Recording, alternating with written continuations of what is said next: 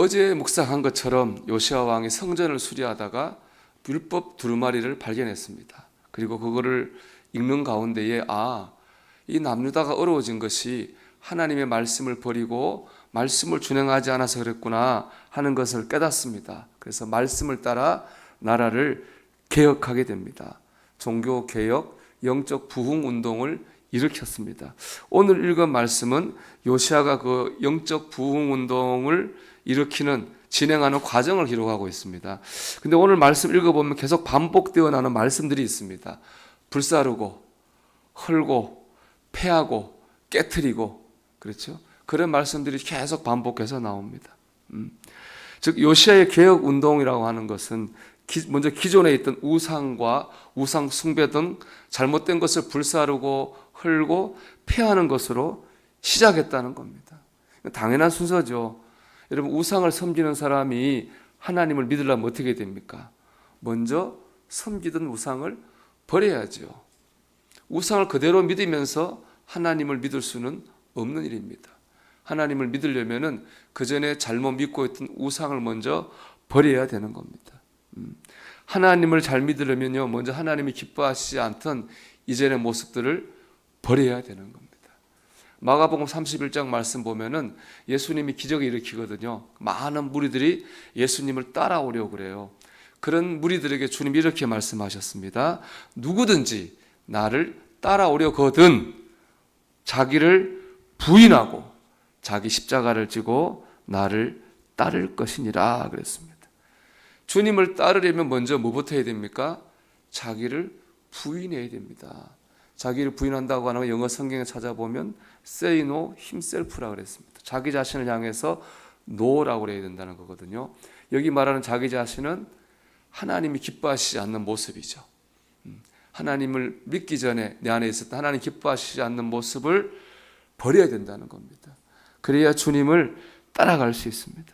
여러분, 주님을 따라가려면 우리 안에 있는 잘못된 것을 불사르고 폐하고 헐어야 됩니다. 그래야 영적 부흥이 일어나고 영적 성장이 일어납니다. 이게 사실은 한국교회 내적 치유운동이 일어나게 된 이유이기도 합니다. 내적 치유운동은 이런 겁니다. 이렇게 보면 믿음 생활을 잘하는 성도가 있습니다. 기도도 열심히 하고 성경 공부도 열심히 하고 예배도 잘 참석하고 봉사도 합니다. 이처럼 외적으로는 참 신앙이 좋은데 내면적으로 성장하지 못하는 거예요. 내면적 성장이란 뭐냐 하면은 인격적인 성장입니다. 인격적 성장이 안 되니까 참 만족, 참 기쁨을 깊이 누리지 못해요. 불안정한 거예요. 또 사람들과의 관계가 원만하지 못해요. 가정이나 교회에서 가족들과 사람들과 갈등을 일으키는 거예요. 분명한 믿음은 좋아요. 왜 그럴까? 찾아보았더니 예수님 믿기 전에 있었던 쓴뿌리가 여전히 그 속에 남아있더라는 거예요. 상처, 미움, 분노 혹은 낮은 자존감 등 이런 쓴뿌리들이 남아가지고 영적 성장을 방해하더라는 거예요. 예수님의 비유 중에 있잖아요. 가시나무 뜰기 밭에 떨어진 씨가 가시나무 뜰기 때문에 자라지를 못하잖아요. 가시나무 때문에 똑같은 원리인 것입니다. 그래서 예수님의 사랑과 성령의 역사로 이런 쓴뿌리를 제거해야지 진정한 영적 성장을 이룰 수 있다. 이것이 바로 내적 치유입니다. 이러면서 내적 치유가 의미가 있죠. 여러분, 새 집을 지으려면 낡은 집을 허물어야 되는 겁니다. 신앙생활도 마찬가지입니다. 우리가 영적으로 성장하고 부흥하려면 내 안에 있던 하나님이 기뻐하시지 않는 모습을 폐하고 불사르고 헐어야 되는 거예요. 이를 위해 중요한 건 뭐냐? 나를 꼭 돌아봐야 됩니다. 어떤 분이 등산하고 신앙생활을 이렇게 비교해 쓴 걸 읽었어요. 이분이 갑자기 살이 쪄가지고 비만, 당뇨, 고지혈증이 온 거예요. 근데 2018년 첫 예배 때 목사님이 위대한 도전, 위대한 비전 이런 제목으로 설교하시면서 다이어트 얘기하셨답니다. 나 다이어트를 해야 되겠다 결심을 하고 등산을 시작했대요. 이제 등산한 이유는 건강을 위해 한 거죠. 근데 등산하다 보니까 뭐가 좋으냐? 산을 오르락 내리락 하다 혼자 등산하다 보니까 자기를 돌아보게 되더라는 거예요.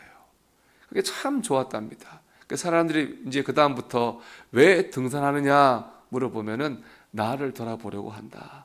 그렇게 대답을 한답니다. 신앙생활도 이와 같다는 것이죠. 우리가 신앙생활을 처음 시작한 이유는 하나님께 도움을 받기 위해서입니다. 하나님을 의지하기 위해서, 힘을 얻기 위해 신앙생활을 시작합니다.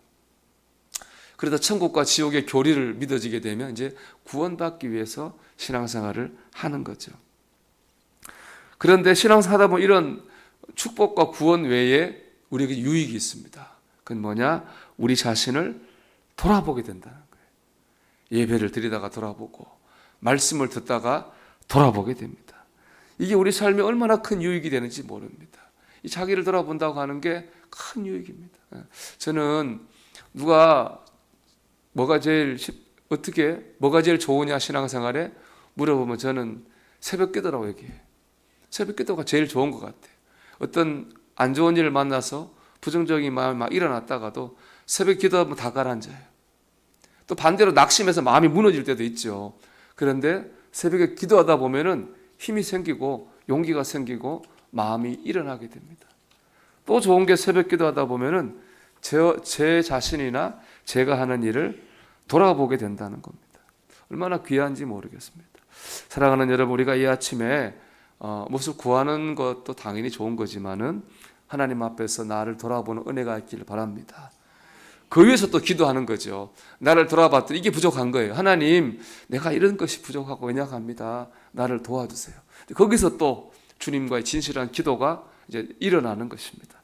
여러분, 영적 부흥은 내 안에 있는 잘못된 것을 제거함으로 시작됩니다. 우리 안에 진정한 영적 부흥의 역사가 있기를 주의 이름으로 축원합니다.